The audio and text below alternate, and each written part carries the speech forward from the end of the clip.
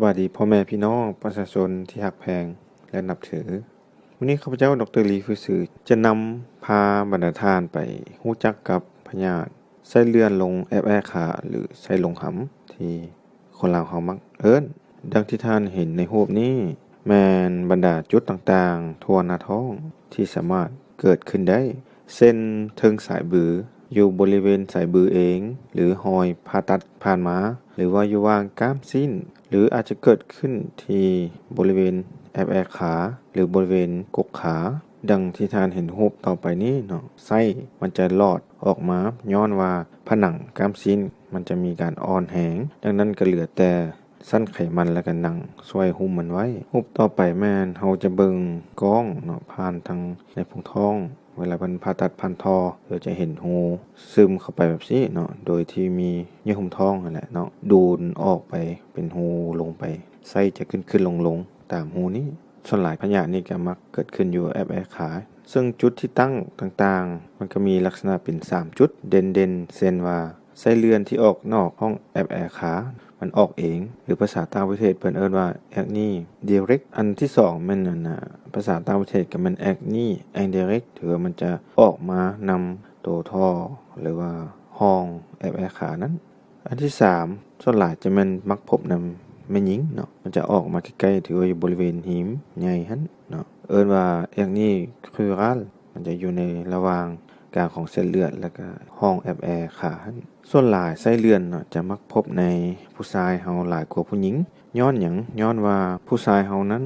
ตอนอยู่ในครรภ์ของมารดาไข่ห่ำจะอยู่ในพงท้องเมื่อครบอายุ8หา9เดือนแล้วเกิดออกมาแล้วไข่ห่ำจึงเริ่มลงหาถุงหำจึงเกิดมีช่องว่างเฮ็ดให้บางคนมันบ่ติดจอดมาแต่กำเนิดบางคนมันก็มีหูซึมน้อยๆแล้วมันจึงค่อยๆมีน้ำไหลเข้ามาเป็นถุงหำอังน้ำโดนไปมันใหญ่ขึ้นมีแรงดันเนาะอยู่ในพงท้องก็เฮ็ดให้มันใหญ่ขึ้นเฮ็ดให้ไส้รอดออกมาดังที่ท่านเห็นหรือว่าอยู่ในคนตุ้ยหรือว่าน้ำหนักลดลงไวคนตุ้ยย้อนหยังย้อนผนังกล้ามสิ้นอย่างต่างๆมันยานเนาะมันใหญ่เด้เนาะมันตึงใหญ่บรรจุไขมันเวลาเรากินยาพวกลดความอ้วนหรือว่ามีพยาธิแทรกซ้อนเฮ็ดให้เราจอยกระทันหันจะเฮ็ดให้ช่องว่างกล้ามสิ้นนั้นมันอ่อนแอเนาะมันยังบ่ได้แข็งแรงปรับตัวบ่ทันจึงเฮ็ดให้เป็นช่องว่างเฮ็ดให้อวัยวะรอดอย่างที่ท่านเห็นผ่านมานั้นหรือว่าผู้ออกแรงงานหนักโดยเฉพาะแม่นเฮ็ดเกี่ยวกับการยกเครื่องของหนักตลอดแปลงรถใหญ่บ่หรือว่าขุดค้นบ่อแฮต่างๆและแน่นอนอยู่นำคนเจ็บที่เคยผ่าตัดผ่านมามันจะมีปัจจัยเสี่ยงเฮ็ดให้บริเวณกล้ามสิ้นที่เฮายิบจอดนั้นอ่อนแรงหรือว่าบ่แข็งแรงคือเก่าจึงเฮ็ดให้เป็นช่อง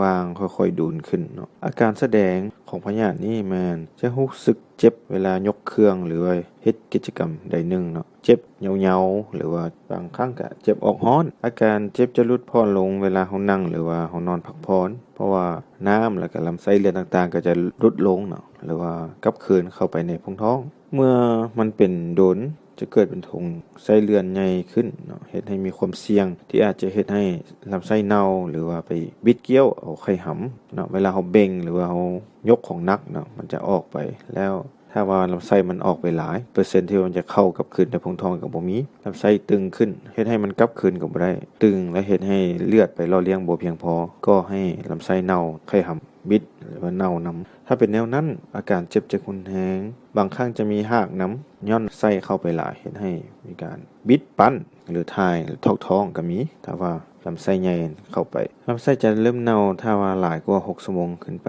เมื่อลำไส้เน่าจะมีหูซึมหูซอดเฮ็ดให้อาจมสิ่งเส้นเลือดต่างๆพยาธิต่างๆอยู่ในลำไส้หันเข้าในพงท้องเฮ็ดให้เกิดเป็นเยื่อหุ้มท้องอักเสบหรือว่าซึมเส้นเลือดต่างๆปัญหาเหล่านี้จะอันตรายถึงขั้นแก่เสียชีวิตการปิ้นปัวหรือว่าการป้องกันในเบื้องต้นอาจจะใส่พวกสลิปฮัดเนาะหรือว่าผู้ชายก็ใส่สลิปแบบโหมนี้ฮัดช่วย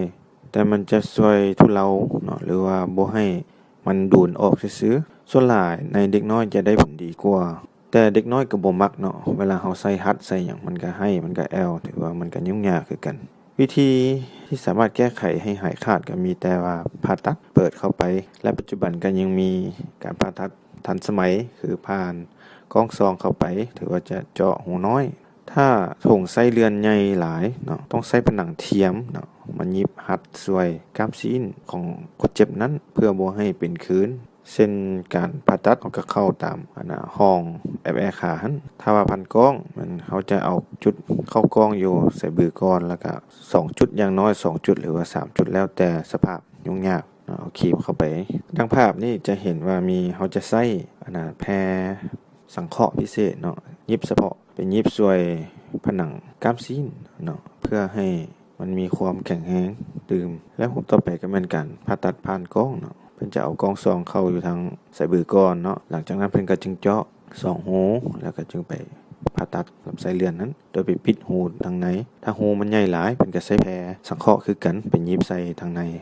ช่วยคือกันขอบใจหลายๆหวังว่าคลิปวิดีโอนี้จะสามารถช่วยท่านให้เข้าใจเกี่ยวกับพยาธินี้บ่หลายก็น้อยถ้าว่ามักก็ช่วยกดไลค์กดแชร์ Subscribe ขอบใจ